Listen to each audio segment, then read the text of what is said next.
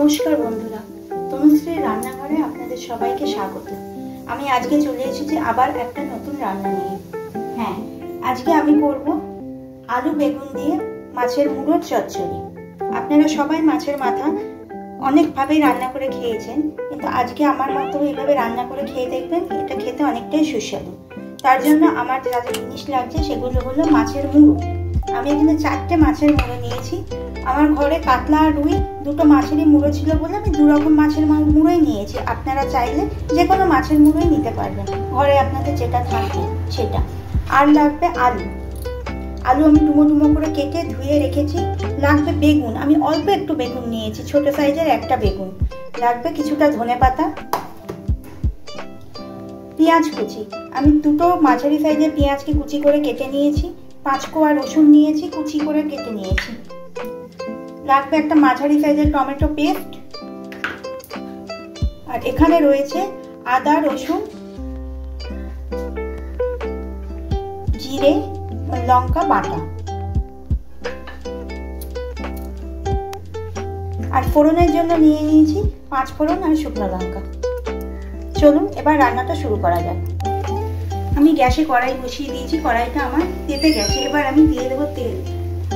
মুড়োগুলো ভাজার জন্য আমি যথেষ্ট পরিমাণ একটু বেশি করেই তেল দিলাম। মুড়োগুলোকে আমি আগের থেকেই ধুয়ে নুন হলুদ মাখিয়ে রেখে দিয়েছি। তেলটা গরম না হওয়া পর্যন্ত আমি মুড়োগুলো তেলের মধ্যে দেবো না। দেখুন তেলটা গরম হয়ে গেছে, অনেকটা ধোঁয়া উঠছে।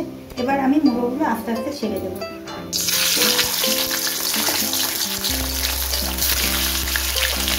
মুড়োগুলো এবার আমি লাল লাল করে ভেজে নেব। দেখুন বন্ধুরা, আমার মুড়োগুলো লাল লাল করে ভাজা হয়ে গেছে। আমি এবার মুড়োগুলো তুলে নিয়েছি।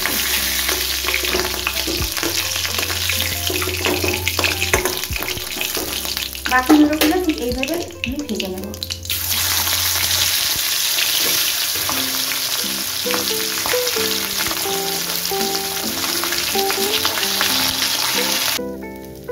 আমার মুড়ো ভাজা হয়ে গেছে, আমি মুড়োটা তুলে নিয়েছি। এবার ওই তেলের মধ্যেই আমি 5 ফোড়ন আর শুকনো লঙ্কাটা দিয়েছি। সামান্য 5 ফোড়ন দিয়েছি, হাফ টিস্পুন মতো। তার মধ্যে আমি আলুটা আর বেগুনটা দিয়ে দিলাম। আলু বেগুনটা ভালো করে ভেজে নিতে হবে।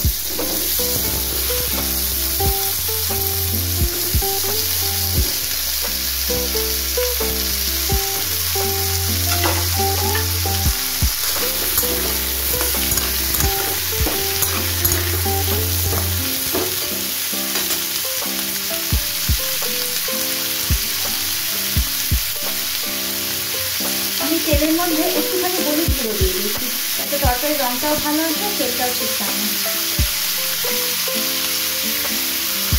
এই আলু বেগুনটাও কিন্তু আমি চাপা দিয়েই ভাজবো, তাতে আলুগুলো তাড়াতাড়ি নরম হয়ে যাবে আর তরকারির স্বাদও ভালো আসবে। দেখুন বন্ধুরা, আমি মাছের মুড়োগুলো ভেজে রেখেছি। আমি এগুলোকে হাত দিয়ে একটুখানি ভেঙে নেব। আপনারাও চেষ্টা করবেন মুড়োগুলো ভেঙে দেওয়ার। মুড়োগুলো ভেঙে দিলে তরকারির স্বাদটা অনেক বেশি আসে। গোটা মুড়ো দিলে স্বাদ অত ভালো হয় না।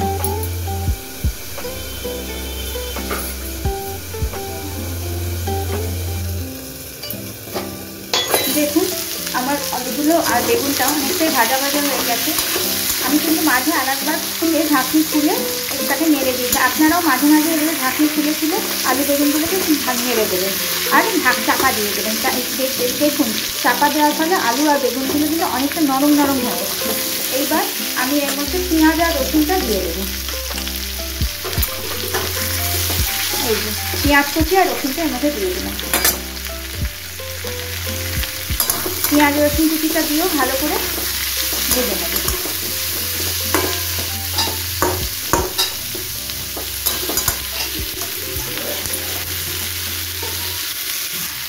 দেখুন আমার পেঁয়াজ রসুনগুলো অনেকটাই ভাজা ভাজা হয়ে গেছে। এবার আমি এর মধ্যে আদা লঙ্কা আর একটু রসুন বেটে রেখেছিলাম, এটা দিয়ে দিলাম।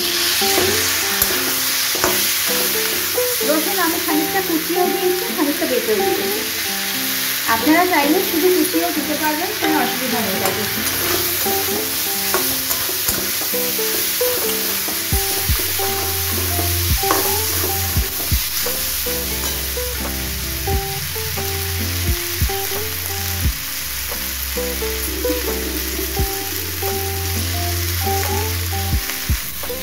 আদা আর রসুনটা ভাজা ভাজা হয়ে গেলে এর মধ্যে আমি টমেটো পেস্টটা দিয়ে দিলাম।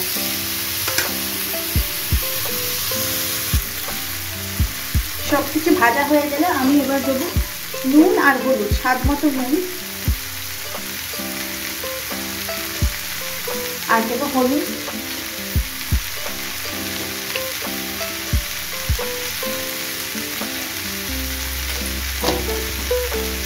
আর দেবো সামান্য একটু চিনি, স্বাদের জন্য চিনি দেবো। কেউ যদি চিনিটাও পছন্দ না করে তাহলে চিনিটাকে বাড়িয়ে দিতে পারেন, কোনো অসুবিধা নেই। আবার ভালো করে নেড়ে চেড়ে দেবো। এবার নেড়ে চেড়ে আমি এটাকে আবার চাপা দিয়ে দেবো। দেখুন বন্ধুরা, আমার সবজিগুলো কষানো হয়ে গেছে। সবজিগুলো কষতে কষতে অনেকটা নরম হয়ে গেছে আলু আর বেগুনটা। দেখুন আমি কেটে দেখিয়ে দিচ্ছি। দেখুন এইবার আমি এর মধ্যে মুড়োগুলো দিয়ে দেবো।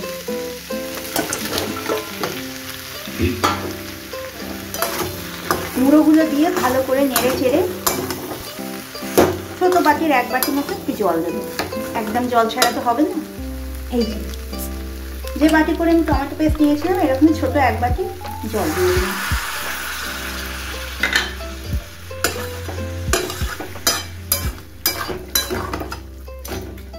এইবার আমি এটাকে চাপা দিয়ে মিডিয়াম আঁচে রান্না করব। দেখুন বন্ধুরা, আমার রান্না প্রায় হয়েই এসছে। মাঝে আমি একবার ঢাকনাটা খুলে একটু উল্টে পাল্টে দিয়েছিলাম। আলুও কি সুন্দর নরম হয়ে গেছে। আপনারা এইভাবে এটা রান্না করে দেখবেন, খেতে খুব ভালো হবে। আর আমার রান্না যদি আপনাদের ভালো লেগে থাকে তাহলে দয়া করে লাইক আর শেয়ার করে দেবেন। আর আমার নতুন নতুন ভিডিও দেখতে গেলে সাবস্ক্রাইব করবেন আমাকে। এইবার আমি এটার উপরে ধনেপাতাগুলো ছড়িয়ে দিচ্ছি। ধনেপাতা দিয়ে আমি একটু তরকারিটা নাড়াচাড়া করে দিচ্ছি।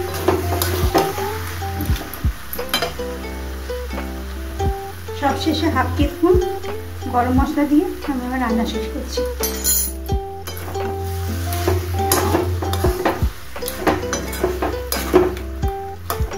তৈরি হয়ে গেল আমার আলু বেগুন দিয়ে মাছের মুড়ো চচ্চড়ি। দেখুন বন্ধুরা, তৈরি হয়ে গেল আমার মাছের মুড়ো চচ্চড়ি। একবার আপনাদের কাছে অনুরোধ রইল, একবার এইভাবে রেঁধে আপনারা খেয়ে দেখবেন। গরম ভাতে এই মাছের মুড়ো চচ্চড়ি খেতে সত্যিই খুব সুস্বাদু লাগে।